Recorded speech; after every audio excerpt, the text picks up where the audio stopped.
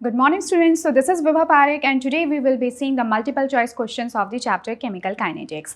Chemical Kinetics में किस तरह के multiple choice questions आपसे पूछे जा सकते हैं. ऑलरेडी हम लोगों ने सब्जेक्टिव क्वेश्चंस देखे हैं, न्यूमेरिकल क्वेश्चंस देखे हैं. वैसे तो ये फिजिकल केमिस्ट्री का पार्ट है और यहाँ से बहुत अच्छे आपके ऑर्डर ऑफ रिएक्शंस को लेकर न्यूमेरिकल्स बनते हैं. बट किस तरह के थ्योरेटिकल क्वेश्चंस भी पूछे जा सकते हैं. हालांकि मैंने यहाँ पे कुछ न्यूमेरिकल बेस्ड क्वेश्चंस को भी इंक्लूड किया है, बट थ्योरेटिकल क्वेश्चंस भी इस टॉपिक से आपको बहुत अच्छे और कंफ्यूज करने वाले मिल सकते हैं. So I have tried to make it simple for you, ताकि आप इन क्वेश्चंस को करके आपको एक परसेप्शन मिल जाए कि इस तरह के क्वेश्चंस भी आपसे पूछे जा सकते हैं एमसीक्यू बेस्ड टाइप में. Okay, so today we will be starting with the chemical kinetics. So first question from the chemical kinetics is, for a second order reaction what is the unit of the rate of reaction. देखो unit जो है ना वो इस chapter में बहुत ज़्यादा मायने रखती हैं.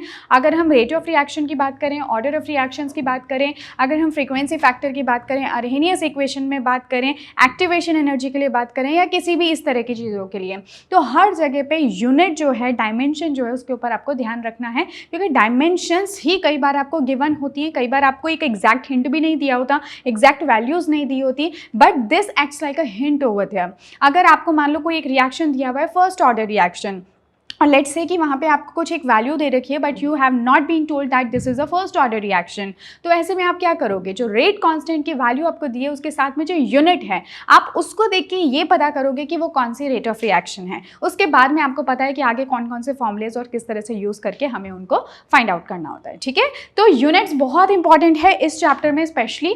So for a second order, देखो अब यहाँ पे ना सेकेंड ऑर्डर की बात हो रही है, तो आपको याद होगा सेकेंड ऑर्डर के लिए रेट ऑफ रिएक्शन के लिए, unit of rate of reaction के लिए मैंने आपको कुछ बताया था. ठीक है, सेकेंड ऑर्डर है. अब सेकेंड ऑर्डर है तो सेकेंड ऑर्डर के लिए या फिर एक जनरल फॉर्मूला मैंने आपको बताया था, आपको याद होगा, दैट मोलैरिटी कॉन्सेंट्रेशन, ये जो स्क्वायर ब्रैकेट्स होते हैं, this is for concentration and of course M is for molarity. ठीक है, और 1 minus n and per second. ठीक है, आप बस इतना सा ध्यान रखो. अब क्योंकि मोलैरिटी की यूनिट क्या होती है हम सभी जानते हैं, moles per litre, number of moles of solute present in a certain volume of solution, right. तो वो क्या हो जाएगा, मोल्स पर लीटर हो जाएगा. तो क्या मैं इसको इस तरह से लिख सकती हूँ, मोल पर लीटर, और इसकी अब पावर क्या हो जाएगी, 1 माइनस एन पर सेकेंड. ठीक है, आपको इतना ध्यान रखना है. अब n हमारा यहाँ पे क्या होता है, जो भी ऑर्डर ऑफ रिएक्शन है, तो जैसे क्वेश्चन में हमें n इक्वल टू 2 दे रखा है, तो आप 2 को यहाँ पे पुट कर दो. सो दिस विल बी मोल पर लीटर, और ये क्या हो जाएगा आपका 1 माइनस 2 पर सेकेंड. तो 1 माइनस 2 मतलब कि -1 हो गया है ना. तो क्या मैं इसको डायरेक्टली -1 लिख दूँ यहाँ पे, सो दिस विल बी -1. अब जब आप -1 यहाँ पे लगाओगे तो देखो मोल्स तो क्या हो जाएंगे, मोल तो आपके पर मोल हो जाएंगे, लीटर. ठीक है, ये लीटर बन गया और ये पर second. So this will be your answer, पर मोल लीटर पर सेकेंड. ओके, तो आपका आंसर क्या हो जाएगा, पर मोल लीटर पर सेकेंड. ठीक है. So for the reaction N2+3H2, ये क्या है, ये हेबर्स प्रोसेस, मतलब जो अमोनिया का फॉर्मेशन है from nitrogen and hydrogen gas. If change in ammonia concentration divided by delta T, basically ये इन्होंने यहाँ पे क्या बताया, अमोनिया का formation, rate of formation of ammonia. ठीक है, ये आपको गिवन है 2 × 10⁻⁻⁴ मोल पर लीटर पर second. So the value of minus of, अब देखो ये हाइड्रोजन है, इसका मतलब इसका यहाँ पे कंजम्पशन हो रहा है, इसका तो फॉर्मेशन हो रहा है, तो ये आपका क्या हो गया. So the value of the consumption of hydrogen gas what would be this. ठीक है, तो इसकी वैल्यू आपको फाइंड आउट करनी है. तो आपको बहुत अच्छे से पता है कि इस तरह के क्वेश्चंस को हम कैसे करते हैं. तो रेट किसके इक्वल हो जाएगी, रेट आपको पता है, rate is the change in concentration of reactants of product with respect to change in time. ठीक है, अब यहाँ पे हमारे कौन कौन से रिएक्टेंट्स हैं, तो रिएक्टेंट्स हो जाएंगे हमारे D(N2), change in concentration of nitrogen with respect to change in time. कोई कोफिशिएंट नहीं है इसलिए कुछ नहीं लिखा. अगर हाइड्रोजन की बात करें, so this will be change in concentration of hydrogen with respect to change in time, और साथ में कोफिशिएंट कितना आ जाएगा, 3, because it is a balanced chemical equation, और plus change in concentration of ammonia with respect to change in time, और साथ में कोफिशिएंट कितना है आपका, 2. तो ये होती है इक्वेशन. तो ठीक है, अब हमें ऑलरेडी अमोनिया के फॉर्मेशन के लिए वैल्यूज दे रखी है, rate of formation of ammonia दे रखा है. ठीक है, तो हम क्या कर सकते हैं, और हमें फाइंड आउट इसके लिए करना है, मतलब बेसिकली जो हमारा मेन फोकस है वो सिर्फ इतने से पार्ट पे है. So what would be H2/D2, ठीक है। माइनस साइन भी आप साथ में लगा लो, ये बस ये डिनोट करने के लिए कि इसका कंजम्पशन हो रहा है और वहाँ पे फॉर्मेशन हो रहा है, बस इतना सा डिनोट करने के लिए। अदरवाइज माइनस और प्लस में कहीं पे आपको कोई मतलब कन्फ्यूजन नहीं होनी चाहिए, या आप इसको कहीं कैलकुलेशन में काम में नहीं लोगे, ठीक है। So what will be this, so this will B 3/2, है ना। ये 3 तो हमने ऊपर ले लिया और इसकी वैल्यू ऑलरेडी मुझे दे रखी है, सो दिस विल बी 2 × 10⁻⁴। अब तो सिंपल है, अब इसको एक बार सॉल्व करके देख लो। तो देखो जब ये कैंसिल हो जाएगा, सो this will B how much, 0.003, ठीक है ना। तो ये हो जाएगा आपका आंसर, या फिर आपको ऑलरेडी यही गिवन है, so the answer will be B. Clear, okay. और ये किसमें यूनिट क्या हो जाएगी इसकी, मोल पर लीटर पर second. Clear, okay, so the next one is for a reaction A plus B to C the experimental rate law is found to be, ये आपको एक experimental rate law दे रखा है। अब देखो याद करो rate law के लिए हमने क्या पढ़ा था, हमने देखा था कि कोई भी रिएक्शन बैलेंस्ड फॉर्म में हो तो ज़रूरी नहीं है according to law of mass action, जैसे कि उन्होंने बताया था कि जो भी रिएक्टेंट्स प्रेजेंट है उनकी जो भी कॉन्सेंट्रेशन है उनको बस उनका प्रोडक्ट आप ले लो and the concentration with the power that is present as a stoichiometry in the balanced chemical equation. लेकिन बाद में हमने कहा कि नहीं, ऐसा हो तो हर बार ज़रूरी नहीं है। अगर रिएक्शन कॉम्प्लेक्स है तो उसके लिए हमें एक्सपेरिमेंटली रेट लॉ को फाइंड आउट करना होता है, ठीक है। तो यहाँ पे रेट लॉ की ही बात कर रहे हैं, तो रेट लॉ इसका मतलब एक एग्जैक्ट एक्सप्रेशन होता है जिसके अकॉर्डिंग रेट ऑफ रिएक्शन में कुछ वेरिएशन आ रहा है, मतलब जो एक्चुअली अफेक्ट करे, यानी ए और बी का एक्चुअल कितना ऑर्डर है, एक्चुअल कितना पार्टिसिपेशन है रिएक्शन में, वो कौन रिप्रेजेंट करता है, एक रेट लॉ करता है। तो हमें हमेशा ट्रस्ट किसको करना है, रेट लॉ को करना है, ना कि लॉ ऑफ मास एक्शन के अकॉर्डिंग आप खुद से बना लो, ठीक है। तो ऑलरेडी हमें रेट लॉ तो दे रखा है। So find the rate of the reaction when concentration of A आपको गिवन है, कॉन्सेंट्रेशन ऑफ बी आपको गिवन है। तो इसका मतलब आप उससे पूछा क्या है, और के भी गिवन है, तो आपसे क्या पूछा है, rate of reaction, experimental rate law. Okay, so find the rate of reaction, ये आपका क्वेश्चन है। तो मैं सबसे पहले यहाँ पे रेट लॉ को लिख लेती हूँ। सो दिस इज रेट लॉ, ये हमारा रेट कांस्टेंट हो गया, ए और बी, और इनके एक्सपोनेंट्स क्या है, देखो ए की पावर है 1 और इसकी पावर है 1/2, ठीक है। अब बस आपको इनकी वैल्यूज पुट करनी है, रेट तो मुझे फाइंड आउट करना है। के की वैल्यू देखो कितनी गिवन है, 0.03 मल्टीप्लाइड बाय ए की कॉन्सेंट्रेशन बताओ कितनी है, 0.5, तो ये रह गया 0.5, और बी की कॉन्सेंट्रेशन कितनी है, 0.1, और इसकी पावर हो गई 1/2, यानी कि इसका स्क्वायर रूट। तो बस अब तो सिंपल है, मल्टीप्लाई कर लोगे, इतना कुछ टिपिकल है नहीं इसके अंदर, तो करके देखना एक बार इसको। So your answer should be 4.74 × 10⁻⁻² litre पर मोल, ठीक है। यूनिट का भी आपको ध्यान रखना है क्योंकि यूनिट भी फिर उसी हिसाब से चेंज हो जाएंगे। क्लियर, तो ये एक बार आप करके देखना है इसको। So now the next one is the reaction NO2 plus CO यानी carbon monoxide gives nitrogen monoxide plus CO2 takes place in 2 steps, ठीक है। इन्होंने आपको ऑलरेडी बता दिया that it is not an elementary reaction, it is a complex reaction, ठीक है। तो कॉम्प्लेक्स रिएक्शन है और 2 स्टेप्स में हो रही है। अब आपको खास तौर पे ध्यान ये देना है कि first step is slow step, second step is fast step. इसका मतलब हमारा जो मतलब है वो किससे है, सिर्फ स्लो स्टेप से है। अगर सिर्फ स्लो स्टेप से है तो रेट लॉ भी यहीं से निकल के आएगा। तो हमें फाइंड क्या करना है, फाइंड द रेट लॉ। तो जब रेट लॉ फाइंड आउट करते हो तो आपका मेन फोकस हमेशा स्लोवेस्ट स्टेप पे होता है। अब क्योंकि पहला ही स्टेप स्लो स्टेप है तो डायरेक्टली आप बस इसको इक्वेशन को लिखो और यहाँ से रेट लॉ को फाइंड आउट कर लो। So rate will be equal to, ये कितना हो गया आपका, K1 लिख दूँ मैं इसको। सो दिस विल बी K1, और क्योंकि इसके अंदर कितना कॉन्सेंट्रेशन है, किसका कॉन्सेंट्रेशन है, reactant. So reactant is nitrogen dioxide, और जो यहाँ पे इसकी स्टोइशियोमेट्रिक पावर है वही ऑर्डर ऑफ द रिएक्शन हो जाएगा। ऐसा हमने इसलिए किया because this slow step is the rate determining step, ठीक है।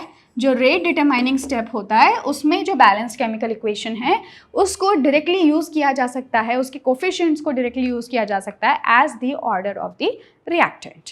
क्लियर इतनी बात, तो ये हमारा आंसर हो जाएगा। अब देख लो ये कहाँ पे लिखा हुआ है, सो डी है ना। तो D is equal to, D is R equal to K1 और concentration of NO2 with the power of 2।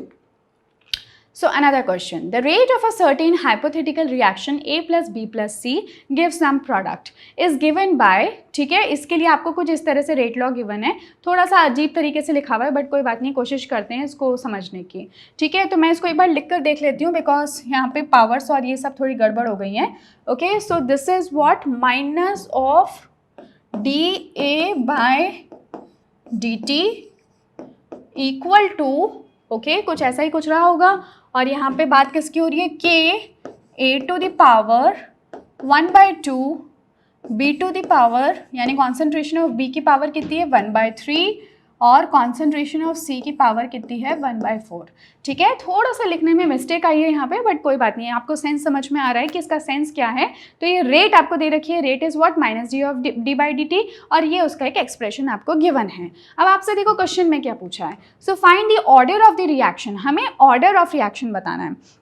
अब आपको याद होगा कि किसी भी रेट लॉ एक्सप्रेशन में जो भी रेट डिटरमाइन करने वाले रिएक्टेंट्स की कॉन्सेंट्रेशन है, उनके जो भी एक्सपोनेंट्स प्रेजेंट होते हैं उन सबको सम अप कर दो तो आपको ऑर्डर ऑफ रिएक्शन मिल जाएगा, ठीक है। तो इसका मतलब ये अगर मेरा रेट लॉ है तो इसके अंदर मेरे पास में ये एक ए रिएक्टेंट है, बी रिएक्टेंट है, सी रिएक्टेंट है, अगर इन सभी की पावर्स को मैं आपस में सम अप कर लूँ तो मुझे क्या मिल जाएगा, ऑर्डर ऑफ द रिएक्शन। तो मुझे करना क्या है, 1/2 प्लस 1/3 प्लस 1/4। अब तो सिंपल मैथमेटिक्स है। अब आप एलसीएम ले लो तो देखो एलसीएम किसका आ जाएगा, 3 और 4 12 है ना, और 12 के टेबल में 2 भी आ जाता है, तो इसका मतलब मैं यहाँ पे ले लेती हूँ 12। तो ये हो जाएगा 6 प्लस 4 प्लस 3, ठीक है, ये तो हो गए 10 11 12 13, तो आंसर हो जाएगा मेरा 13/12। तो 13/12 क्या चीज़ है, सो 13/12 is the order of this reaction. देखो तो आंसर क्या हो जाएगा 13/12, यानी कि ऑप्शन नंबर डी, ठीक है। What is the rate law for acid hydrolysis of an ester such as, ये आपको एक एस्टर दे रखा है ना, ये हमें पता है एस्टर क्या होता है। So ester has a functional group like this, है ना, ये रिप्रेजेंटेशन होता है एस्टर का। तो अब आपसे ये कह रहे हैं what is the rate law for the acid hydrolysis of an ester, एक एस्टर गिवन है इन द एक्वस सोल्यूशन। तो आपको याद होगा कि ये जो प्रोसेस होता है ना एस्टर का hydrolysis, so hydrolysis of esters को हटा देते हैं, एस्टर का जो हाइड्रोलिसिस प्रोसेस होता है ना, ये हमने पहले भी पढ़ा था कि इसके अंदर वाटर जो है वो एक्सेस अमाउंट में यूज़ होता है, जिसकी वजह से फाइनली हम रेट में क्या देखते हैं, रेट लॉ एक्सप्रेशन में क्या देखते हैं कि वहाँ पे वाटर की वजह से कोई रेट ऑफ रिएक्शन में कोई ट्रेमेंडस चेंज नहीं आता, बहुत ही मिनिमल चेंज आता है, राइट। तो इसलिए हम वाटर की कॉन्सेंट्रेशन को रेट लॉ एक्सप्रेशन में अवॉइड कर सकते हैं। इसका मतलब ये इस तरह का जो प्रोसेस होता था उसको हम लोग क्या बोलते थे, तो स्यूडो फर्स्ट ऑर्डर रिएक्शंस कहते थे हम इनको, स्यूडो फर्स्ट ऑर्डर। मतलब होता क्या है कि अगर आप इसको ध्यान से देखोगे ना इस प्रोसेस को, तो उसमें आपको लगेगा कि वाटर भी प्रेजेंट है और एस्टर भी प्रेजेंट है, तो इसका मतलब ये तो सेकेंड ऑर्डर होना चाहिए था, बट एक्चुअली होता क्या है फर्स्ट ऑर्डर रिएक्शन, क्योंकि वाटर की कॉन्सेंट्रेशन का कोई खास फर्क रेट ऑफ रिएक्शन पे नहीं पड़ता। So that's why it is known as pseudo first order, यानी कि false first order reaction you can say, ठीक है। तो अब देखो इन्होंने कहा है कि इसके लिए आप कौन सा एक्सप्रेशन लिखोगे, तो एक बार लिख कर देखते हैं इसको। सो CH3 COO C2H5, ठीक है, उसको वाटर के साथ में जब ट्रीट करें, किसके प्रेजेंस में, जनरली किसी एसिड की प्रेजेंस में करते हैं लाइक HCl H2SO4, तो ऐसे में ये रेस्पेक्टिव अल्कोहल और रेस्पेक्टिव एसिड के अंदर टूट जाता है। सो CH3COOH प्लस C2H5OH, ठीक है। तो ये कुछ हमें मॉलिक्यूल यहाँ पे मिल जाता है, बट जब हम इसका रेट लिखते हैं, ठीक है, सो लेट्स से कि इसके लिए जो रेट कांस्टेंट की वैल्यू है वो K है, ठीक है, यहाँ पे भी K लिया है।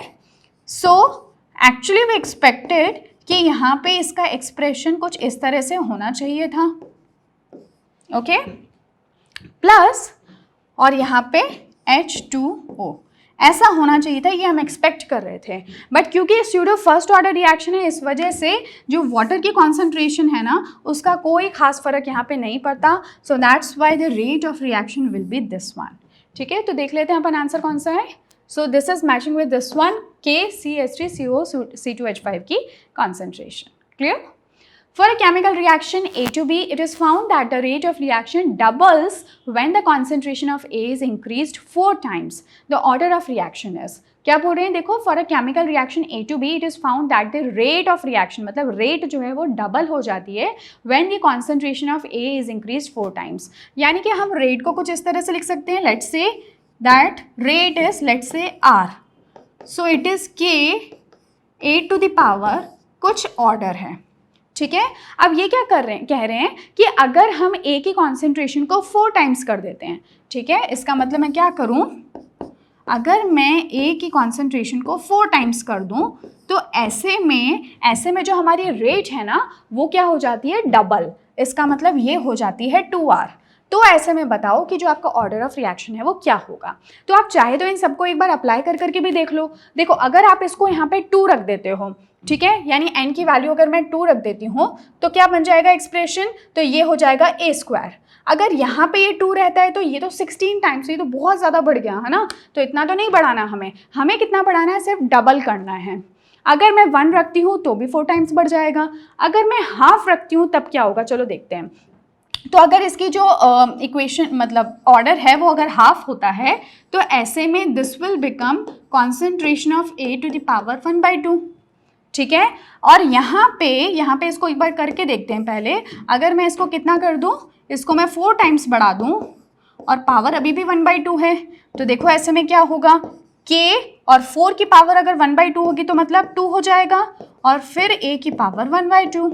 तो ये मेरे को आंसर कुछ होता हुआ सा नज़र आ रहा है, right, because this is what A to the power 1/2, ठीक है। और ये क्या था, ये आपका R ही तो था, so this has become 2R। तो इसका मतलब जो 2R आप चाहते थे वो आपको 2R तब मिल जाएगा अगर n की वैल्यू क्या हो, 1/2 हो।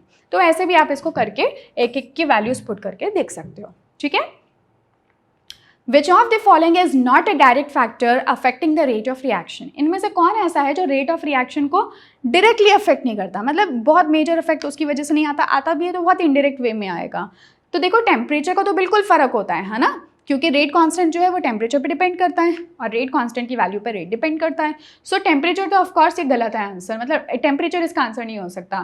Catalyst of course it affects the rate of reaction, तभी तो रिएक्शन की रेट बढ़ जाती है जब हम कैटलिस्ट को डालते हैं। ऑर्डर ऑफ द रिएक्शन, तो ऑर्डर भी बहुत मायने पर करती है रेट ऑफ रिएक्शन के लिए, बिल्कुल करती है ना, क्योंकि रेट ऑफ रिएक्शन के रेट कांस्टेंट के एक्सप्रेशन में हम क्या कर रहे हैं, हम ऑर्डर के लिए तो अलग अलग के लिए बता रहे हैं। तो इसका मतलब मॉलिक्युलैरिटी आंसर होगा। तो हाँ देखो मॉलिक्युलैरिटी इसका आंसर हो सकता है। क्यों हो सकता है, क्योंकि देखो किसी एक रिएक्शन के अंदर लेट्स से कि अगर 3 मॉलिक्यूल्स है, बट ज़रूरी नहीं है कि वो तीनों के तीनों मॉलिक्यूल्स जो हैं वो रेट ऑफ रिएक्शन का अफेक्ट कर रहे हों। कुछ मॉलिक्यूल्स ऐसे भी उसके अंदर प्रेजेंट हो सकते हैं कि वो शायद उनका कोई रोल ही ना हो, ठीक है। जैसे अभी थोड़ी देर पहले हमने बात की थी स्यूडो फर्स्ट ऑर्डर रिएक्शन की, तो वहाँ पे वाटर का कोई मेजर रोल नहीं था। तो मॉलिक्युलैरिटी तो 2 है, लेकिन रेट ऑफ रिएक्शन को अफेक्ट करने वाली सिर्फ एक ही स्पीशीज थी, वो कौन था, एस्टर। सो दैट्स वाई मॉलिक्युलैरिटी जो है ना इसका कोई डायरेक्ट अफेक्ट नहीं होता रेट ऑफ रिएक्शन पे, ठीक है। Okay, which of the following will lead to an increase in the rate of reaction? इनमें से किसकी वजह से रेट ऑफ रिएक्शन बढ़ जाएगा? टेम्परेचर कम कर दोगे तो, decreasing concentration of the reaction नहीं, एडिशन ऑफ कैटलिस्ट। अगर हमें रेट ऑफ रिएक्शन को बढ़ाना है तो मैं क्या करूँगी, उसमें कैटलिस्ट डाल दूंगी तो वो रेट ऑफ रिएक्शन को बढ़ा देगा by decreasing it's minimum required energy, जिसको कि हम एक्टिवेशन एनर्जी कहते हैं, ठीक है। What happens to the rate of reaction on increasing its temperature? अगर हम temperature, what happens to the rate of reaction on increasing its temperature? हमें पता है हम टेम्परेचर बढ़ाते हैं तो रेट ऑफ रिएक्शन बढ़ जाती है, ठीक है, क्यों बढ़, और ऑलमोस्ट डबल हो जाती है अगर हम टेम्परेचर को 10 डिग्री सेल्सियस बढ़ा दें तो। लेकिन ये पूछ रहे हैं कि होता क्या है जब टेम्परेचर बढ़ता है, तो रेट ऑफ रिएक्शन इंक्रीज हो जाती है।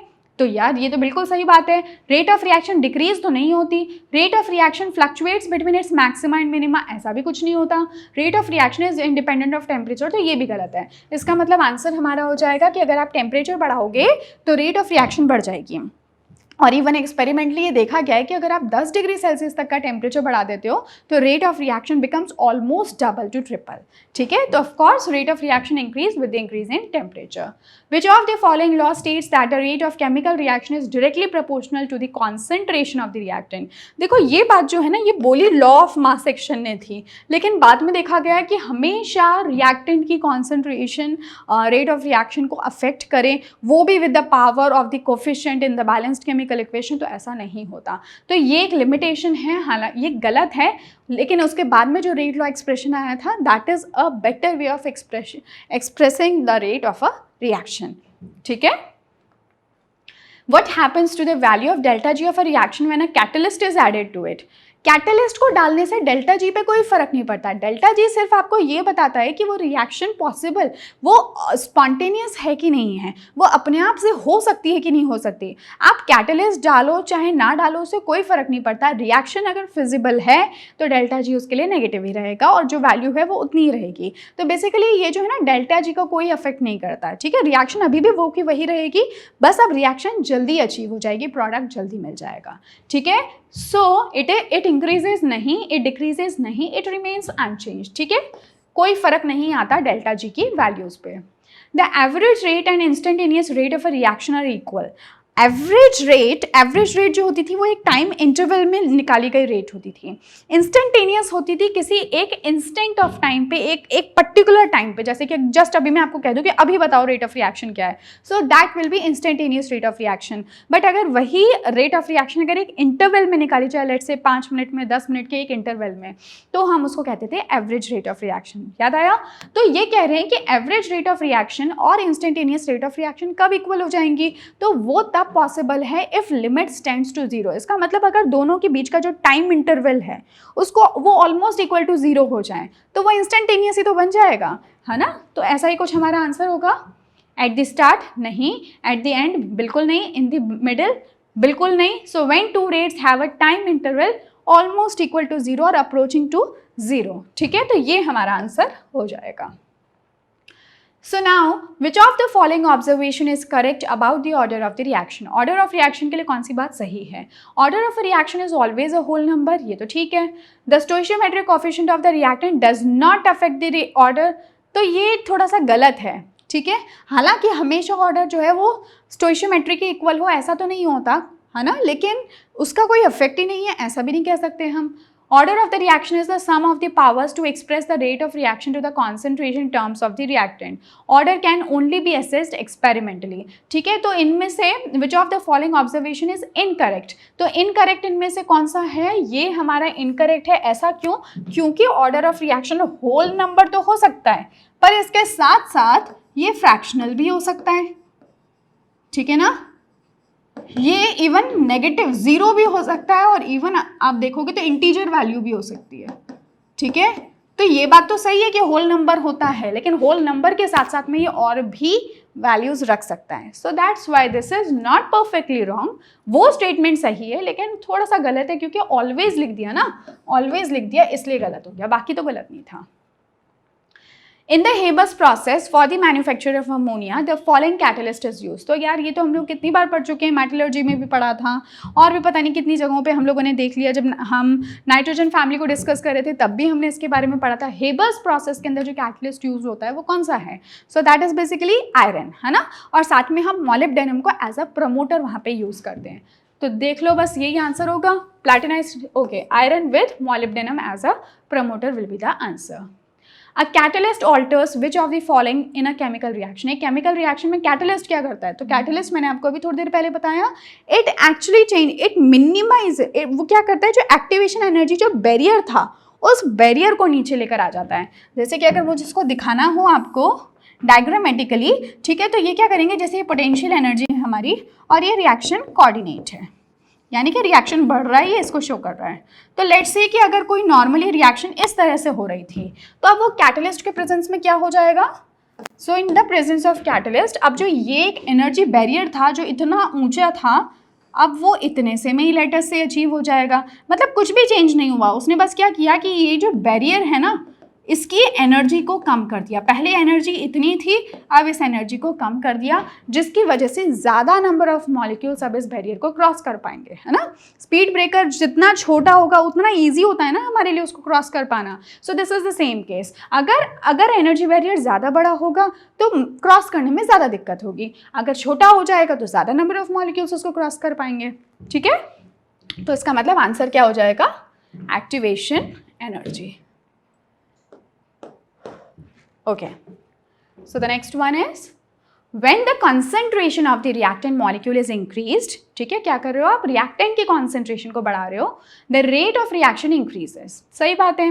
The best explanation is as the reactant concentration increases. ये कह रहे हैं कि जब हम रिएक्टेंट की कॉन्सेंट्रेशन को बढ़ाते हैं तो रेट ऑफ रिएक्शन बढ़ जाती है। ठीक है, तो हम जो रेट का एक्सप्रेशन लिखते हैं उसमें भी तो हम लोग रेट ऑफ रिएक्शन मतलब रिएक्शन की कॉन्सेंट्रेशन लिखते हैं। तो अगर आप रिएक्टेंट की कॉन्सेंट्रेशन बढ़ा दोगे तो रेट बढ़ जाएगी। लेकिन इनमें से कौन सा स्टेटमेंट है जो इसको सबसे अच्छे से एक्सप्लेन करता है कि पीछे एक्चुअली हो क्या रहा है? So the average kinetic energy of the molecule increases. नहीं, सिर्फ बात काइनेटिक एनर्जी तक तो नहीं है। ठीक है, काइनेटिक एनर्जी सर्टेनली बढ़ती है, अगर आप टेम्परेचर भी बढ़ाओगे काइनेटिक एनर्जी भी बढ़ेगी, तो रेट ऑफ रिएक्शन बढ़ सकती है। पर हम यहाँ पे बात करें रिएक्टेंट की कॉन्सेंट्रेशन की। रिएक्टेंट की कॉन्सेंट्रेशन बढ़ने से काइनेटिक एनर्जी नहीं बढ़ेगी। ठीक है, the frequency of the molecular collision increases. तो ये बात मेरे को सही लग रही है। क्यों? क्योंकि अगर नंबर ऑफ मॉलिक्यूल्स ज़्यादा होंगे तो वो ज़्यादा एक दूसरे से टकराएंगे। आप खुद इमेजिन करो कि आप एक कमरे में हो, उस कमरे में लेट्स से कि दो ही लोग हैं। दो लोग हैं तो एक कोने में बैठ जाएगा, दूसरा दूसरे कोने में बैठ जाएगा। लेकिन लेट्स से अगर एक कमरे के अंदर, जिसकी कैपेसिटी भी ज़्यादा की नहीं है, लेकिन अगर उस कमरे में आप मान लो 50 लोग हैं, तो 50 लोग जब उनमें से किसी भी एक को बाहर निकलना होगा ना, तो हर किसी को टच करते करते निकलेगा। यानी जो टकराने के चांसेस हैं वो तब बढ़ जाएंगे अगर ज़्यादा नंबर ऑफ मॉलिक्यूल्स होंगे।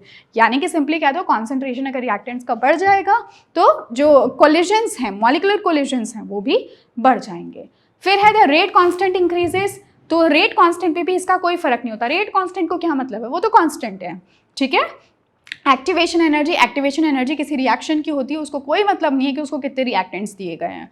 सो the answer will be B, the frequency of molecular collision increases. What is the integrated rate equation for a first order reaction? तो देखो, फर्स्ट ऑर्डर रिएक्शन के लिए आपको याद होगा कि इस तरह का एक्सप्रेशन हम देते हैं। कई जगहों पे आपको ये एक ही जगह पे सी भी लिखा हुआ दिखाई देगा। और ये स्पेशली हम लोग कब लिखते हैं? जब हम न्यूक्लियर केमिस्ट्री को देखते हैं। आपको पता होगा कि जो रेडियो एक्टिव एलिमेंट्स हैं उनका जो डिके प्रोसेस है ना, that involves first order reaction. तो वहाँ पे एक्चुअली क्या होता है, वो बहुत स्पीडीली मतलब फर्स्ट ऑर्डर को तो फॉलो करता है, लेकिन वहाँ पे ना बहुत सारे एक्सपोनेंशियली आपको चेंज देखने को मिलता है। बहुत फास्ट होती है वहाँ पे रिएक्शन, राइट। तो वहाँ पे हम इस तरह के एक्सप्रेशंस को लिखते हैं। तो इनमें से सही एक्सप्रेशन कौन है? तो अगर आप सिंपली वो भी जानते हो ना, जो इक्वेशंस नॉर्मली हम लिखते हैं, जैसे ये होती है हमारी equation KT is equal to 2.303 log, okay, log of A minus x. ठीक है, आप सिंपली इसको क्या करो, इसको बस यहाँ पे वैल्यूज पुट कर दो। ठीक है, तो आपको क्या मिल जाएगा?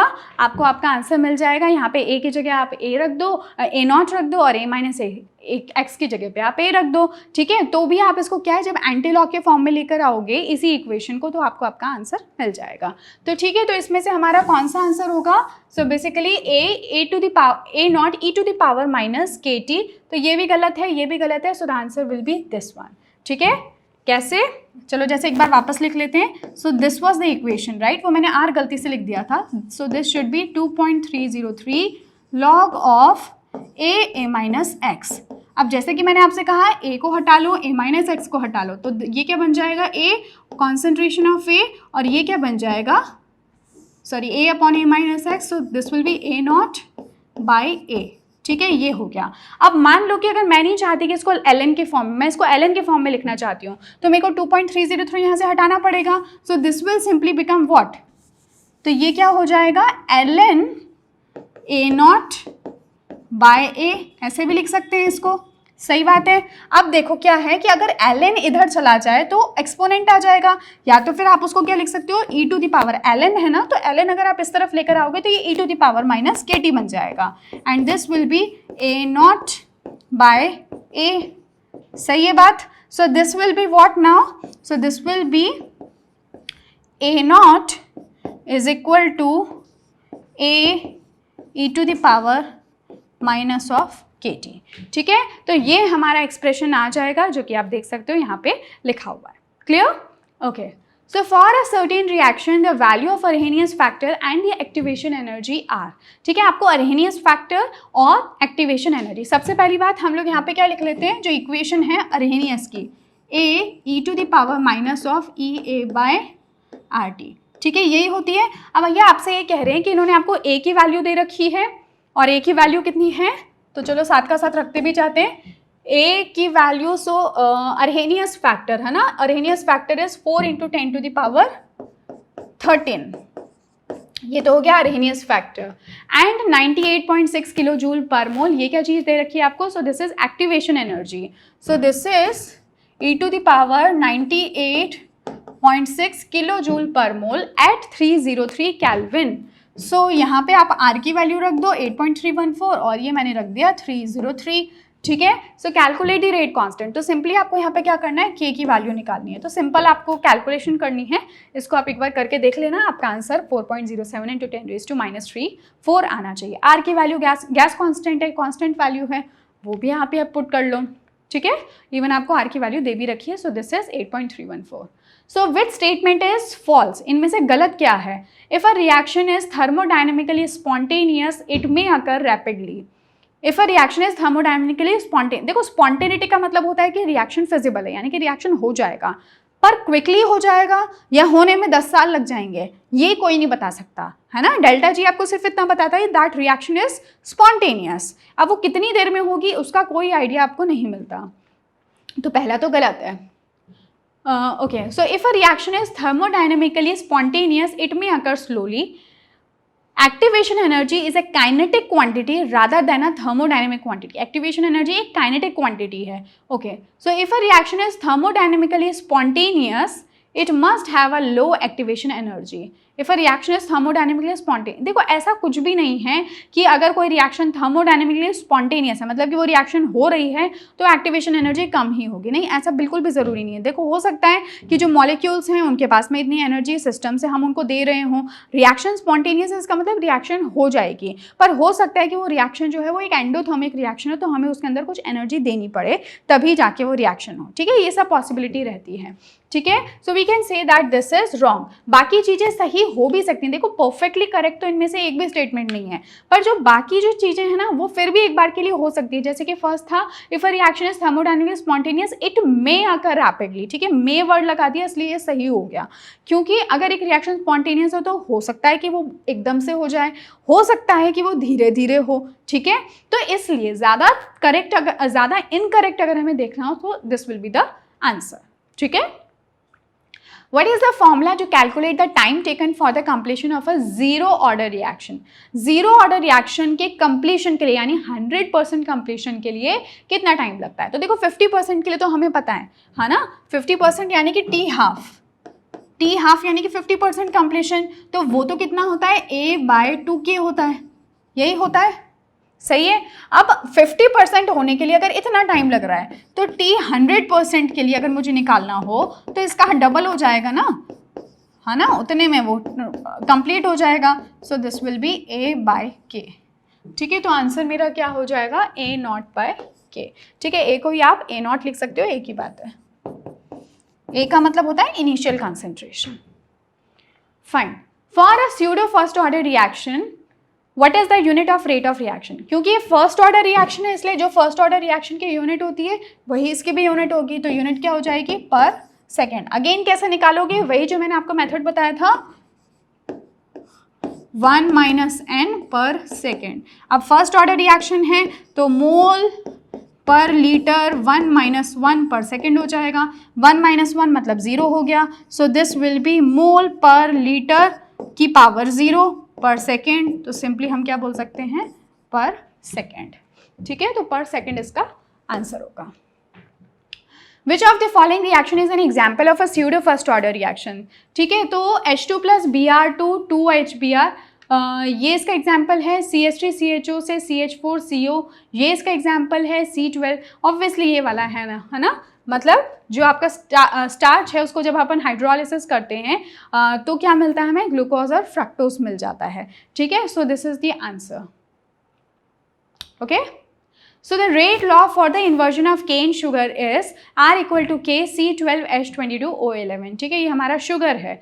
So find the concentration of the sucrose if the rate of reaction is 0.032 and rate constant is K, ठीक है। तो इसमें क्या है, रेट लॉ एक्सप्रेशन हमें दिया हुआ है कुछ इस तरह से, rate is equal to K और कॉन्सेंट्रेशन कितनी है C12H22O11 की, यानी कि केन शुगर की, ठीक है। तो find the concentration of sucrose, हमें इसी कॉन्सेंट्रेशन को फाइंड आउट करना है of the reaction is, if the rate of the reaction is 0.032 पर सेकेंड, ठीक है। के की वैल्यू हमें गिवन है, वो भी हमें गिवन है, तो मतलब हमें करना ही क्या है, कुछ भी नहीं करना, 0.005 है, तो बस यहाँ से आपको ये वाली वैल्यू फाइंड आउट करनी है इसको डिवाइड करके, ठीक है। तो आपका आंसर क्या आ जाएगा, 6.4 मोलर कॉन्सेंट्रेशन आ जाएगा। What is the rate law of hydrolysis of CH3CO C2H5 यानी कि एस्टर इन एक्वस सोल्यूशन, इसके लिए रेट लॉ क्या होगा, अभी थोड़ी देर पहले ही हमने ये डिस्कस किया था, सो आई एम श्योर कि आपको वो याद होगा। सो वाटर की कॉन्सेंट्रेशन को आपको मेंशन नहीं करना है, बाकी पार्ट ये सही है, ठीक है, थोड़ी देर पहले ही हमने अभी डिस्कस किया था। So which of the following is not true for a pseudo first order reaction, इनमें से स्यूडो फर्स्ट ऑर्डर रिएक्शन के लिए क्या ठीक नहीं है, the reaction follows the first order kinetics, ठीक है, ये बात तो सही है। Molecularity of the reaction should be 1, देखो ये तो नहीं है क्योंकि हमें पता है उसमें वाटर भी प्रेजेंट है, तो मॉलिकुलैरिटी तो क्या हो गई, जैसे कि अगर मैं आपको कोई बताऊं, लेट्स से मैं एक जनरल बता देती हूँ, RCOOR, इसका अगर आप हाइड्रोलिसिस करोगे तो आपको मिल जाएगा RCOOH प्लस वाटर, ठीक है।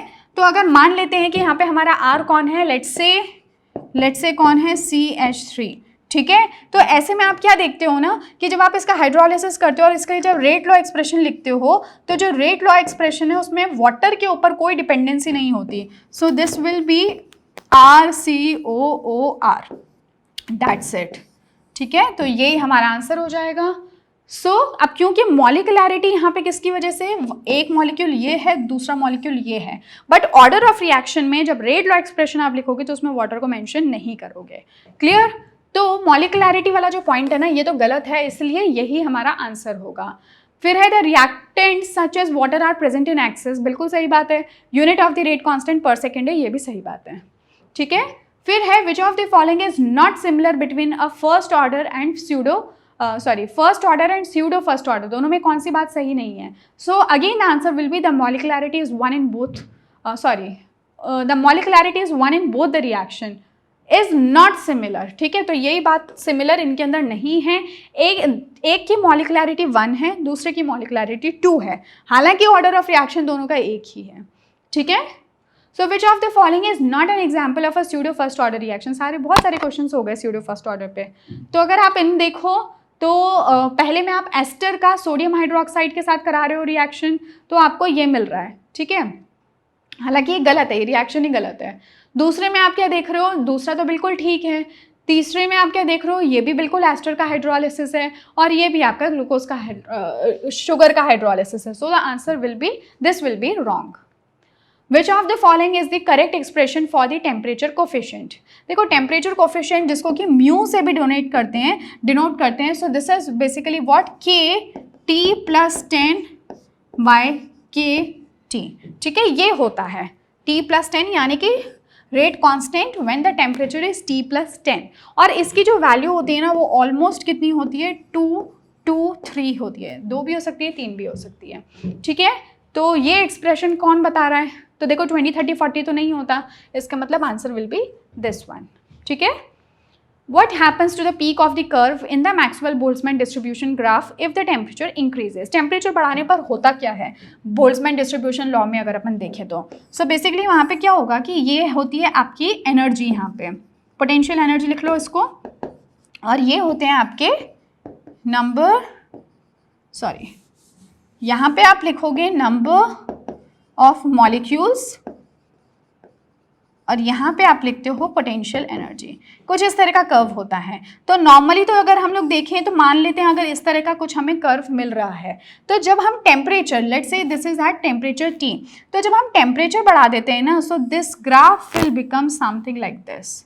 तो आप क्या देखते हो कि अब पहले से डबल नंबर, मतलब ऑलमोस्ट इतने एक्स्ट्रा मॉलिक्यूल्स हैं जो कि अब उस एनर्जी बैरियर को क्रॉस कर पा रहे हैं। Let's say that if this was this threshold energy और एक्टिवेशन एनर्जी, लेट्स से कि ये आपकी एक्टिवेशन एनर्जी थी, तो अब ज़्यादा नंबर ऑफ मॉलिक्यूल्स उसको क्रॉस कर पा रहे हैं। ठीक है, तो हम क्या बोल सकते हैं, शिफ्ट्स फॉरवर्ड एंड अपवर्ड, नहीं फॉरवर्ड तो अपवर्ड तो नहीं, ये तो नहीं हो सकता, शिफ्ट फॉरवर्ड एंड डाउनवर्ड, है ना। आप क्या देख रहे हो कि ये जो है आपका शिफ्ट आगे की तरफ भी शिफ्ट हो गया, लेकिन पहले से इसके जो नंबर ऑफ मॉलिक्यूल्स हैं वो कम हो चुके हैं, मतलब जो पीक है वो कम हो चुका है।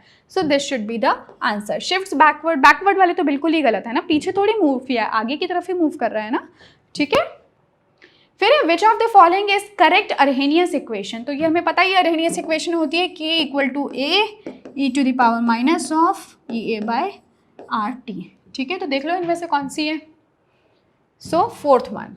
ठीक है, फिर है which of the following represents the Boltzmann factor. देखो बोल्ट्जमैन फैक्टर क्या होता है, इसी इक्वेशन के अंदर ये वाला जो पार्ट है ना, जो कि बेसिकली नंबर ऑफ मॉलिक्यूल्स को और जो एनर्जी बैरियर, जो बोल्ट्जमैन डिस्ट्रीब्यूशन लॉ में मॉलिक्यूल्स कितने उसको क्रॉस कर पा रहे हैं उसको डिनोट करता है। उसी को हम क्या कहते हैं, बोल्ट्जमैन फैक्टर। ठीक है, ये होते हैं आपका बोल्ट्जमैन फैक्टर। तो बोल्ट्जमैन फैक्टर कौन हो जाएगा, C। Clear. What is R in the equation. ये तो बहुत ही बच्चों वाला क्वेश्चन हो गया। R हमें पता है क्या होता है, गैस कॉन्स्टेंट। R कौन होता है, गैस कांस्टेंट, जिसकी वैल्यू होती है 8.314 जूल पर मोल पर कैल्विन, जूल पर कैल्विन पर मोल, एक ही बात है। Okay, so this will be the answer. The activation energy of a reaction is 50 kilojoule per mole and the value of the rate constant at 300 Kelvin is इतना। So what is the value of frequency factor। ठीक है, तो again हमें किसको use करना है, Arrhenius equation को, minus of EA by RT। ठीक है, EA की वैल्यू हमें कितनी गिवन है, so activation energy of a reaction is 50 kilo joule, और हमें फाइंड क्या करना है, what is the value of the frequency factor. तो K की वैल्यू हमें देखो कितनी दे रखी है, 2.5 into 10 to the power minus 5 into 10 to the power minus 5। ठीक है, what is the value of frequency factor, मतलब A हमें नहीं पता, e to the power of minus 50 kilo joule per mole. ठीक है, ये हो गया बाय 8.314, और टेम्परेचर भी कुछ दे रखा है क्या, सो दिस इज 300। ठीक है, इतनी बात सही है। तो बस यहाँ से आप निकाल लो A की वैल्यू, तो जब निकालोगे तो आपका आंसर कुछ C के बराबर आ जाएगा। फिर है what is the value of the rate constant K if the value of the activation energy EA and the frequency factor. अब ये बिल्कुल ऑलमोस्ट उसी तरह का क्वेश्चन है ना, इसको भी एक बार ज़रा करके देखना। सो अगेन बस हमें कुछ अलग चीज़ यहाँ पे फाइंड आउट करनी है, बाकी सारी चीज़ें सेम है, EA बाय RT। अब इस बार हमें क्या फाइंड आउट करना है, what is the value of rate constant, यानी कि हमें रेट कांस्टेंट निकालना है। तो एक बार आप इनकी वैल्यूज पुट करके देखना। So for which the activation energy EA and the frequency factor is this much. तो फ्रीक्वेंसी फैक्टर तो आपको दे रखा है 9 into 10 to the power 10 per second. Okay okay, e to the power minus of EA which is 49, 8.314 and temperature is 313। ठीक है, सारी values एक बार put करके देखो, so the answer will be 6 into 10 to the power 2। फिर है next, which of the following explains the increase in the reaction rate by a catalyst. इनमें से कौन बताता है कि जो कैटलिस्ट है वो आपका रेट ऑफ रिएक्शन को इंक्रीज कर सकता है। So catalyst decrease the rate of backward reaction so that the rate of forward reaction increases. ऐसा तो बिल्कुल नहीं होता। फॉरवर्ड रिएक्शन का बैकवर्ड रिएक्शन से क्या लेना देना है ना, कोई लेना देना नहीं है। जब तक कि वो रिवर्सिबल रिएक्शन ना हो तब तक तो बिल्कुल ही लेना देना नहीं है। तो आप हर रिएक्शन की अपनी खुद की एक एक्टिवेशन एनर्जी होती है, तो किसी भी फॉरवर्ड या बैकवर्ड रिएक्शन का उससे कोई लेना देना नहीं है। फॉरवर्ड रिएक्शन अपने आप में एक रिएक्शन है, बैकवर्ड रिएक्शन अपने आप में एक रिएक्शन है, तो दोनों के लिए अपनी अपनी कुछ ना कुछ एक्टिवेशन एनर्जीज होंगी। ठीक है, तो ऐसा बिल्कुल नहीं है। सो है फिर catalyst provides extra energy to reacting molecules. Catalyst कहाँ से लाएगा? कैटलिस्ट के पास में कोई एनर्जी का भंडार थोड़ी है कि वो रिएक्टिंग मॉलिक्यूल्स के लिए एनर्जी लेकर आएगा और उनको एनर्जी ट्रांसफर कर देगा, ऐसा नहीं होगा। जब आप टेम्परेचर देते हो, आप हीट करते हो, तो ज़रूर मॉलिक्यूल्स को एनर्जी मिलती है। फिर एक catalyst provides an alternative path of lower activation energy to the reactant, ठीक है। वो क्या करता है, जो एक्टिवेशन एनर्जी बैरियर है उस बैरियर को कम कर देता है, जिससे ज़्यादा नंबर ऑफ मॉलिक्यूल्स अब क्रॉस कर पाते हैं, ठीक है। तो ये बिल्कुल सही हो जाएगा। और क्या है last? So catalyst increases the number of collisions, तो वो भी ये नहीं कर सकता क्योंकि कैटलिस्ट हम बहुत कम अमाउंट में डालते हैं, ठीक है। Who put forward the collision theory of chemical reaction? Chemical किसने ये आपकी कोलिजन थ्योरी दी थी जो कि इतनी इंपॉर्टेंट है, जिसमें की बात किसकी होती है? एक ओरिएंटेशन की बात होती है, नंबर ऑफ कोलिजन्स की बात होती है और एक्टिवेशन एनर्जी की बात होती है। So this was given by Trautz and Lewis. A correct reaction mechanism for a given reaction usually is, ठीक है, किसी भी रिएक्शन के लिए mechanism the same as it's balanced chemical equation, ऐसा कोई ज़रूरी नहीं है। Obvious if it's heat of reaction is known, अगर आपको रिएक्शन मैकेनिज्म पता करना है और आपको हीट ऑफ रिएक्शन पता हो तो भी आप उससे कोई खास कुछ निकाल नहीं सकते। रिएक्शन मैकेनिज्म पता करने के लिए ऑब्वियसली आपको क्या करना होता है, कुछ एक्सपेरिमेंटल स्टडीज़ करनी होती हैं, आपको वहाँ पे ये देखना होता है कि कौन कौन से इंटरमीडिएट्स बन रहे हैं, क्या क्या ट्रांजिशन स्टेट्स रही होंगी, स्लो स्टेप है, फास्ट स्टेप है, आपको उसके लिए रेट लॉ एक्सप्रेशन लिखना पड़ता है, तब जाके आपको रिएक्शन मैकेनिज्म पता चलता है। Obvious if it's reaction order is known, ये भी बिल्कुल गलत है।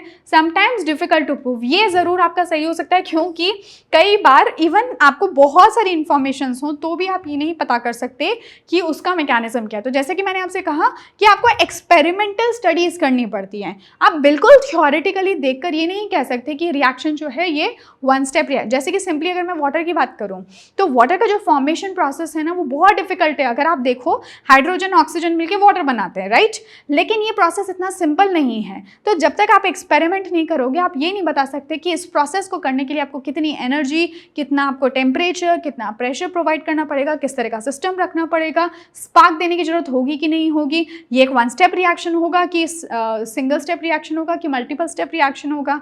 तो ये सारी चीज़ें आपको एक्सपेरिमेंटली पता चलती हैं, जो कि एक बैलेंस्ड केमिकल इक्वेशन के इक्वल हो भी सकती है और नहीं भी हो सकती है, ठीक है। तो ये आपका सही आंसर हो जाएगा। हालांकि हो सकता है कि आप में से किसी को लग रहा हो कि डी तो बिल्कुल आंसर नहीं होगा, but D is the answer in this case, ठीक है। What is the term used to refer the number of collisions per unit volume of the reaction mixture?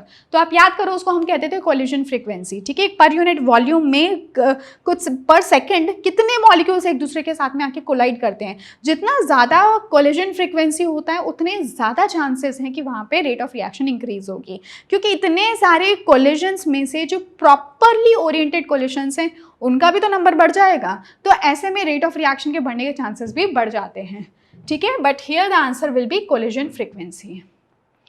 In a chemical reaction, if the reactant requires a high amount of activation energy, then what is the behavior of the reaction?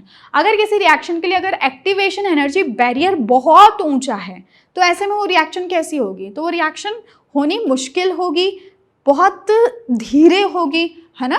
तो यही कुछ होगा।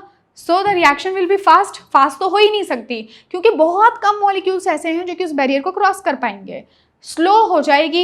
Instantaneous का मतलब हो गया कि उसी क्षण हो जाएगी। तो कहाँ से हो जाएगी? जब एनर्जी नहीं है मॉलिक्यूल के पास तो इंस्टेंटेनियस कैसे होगी? Does not depend on activation. ये तो बिल्कुल ही गलत हो गया। अगर ये होता डी पॉइंट तो फिर तो जो ये कोलिजन थ्योरी देने की ज़रूरत थी वो ज़रूरत ही नहीं पड़ती, है ना। तो एक एनर्जी बैरियर तो होता है जिसको कि मॉलिक्यूल्स को क्रॉस भी करना पड़ता है, तभी जाके वो रिएक्शन कंप्लीट होती है या फिर प्रोडक्ट का फॉर्मेशन स्टार्ट होता है, ठीक है।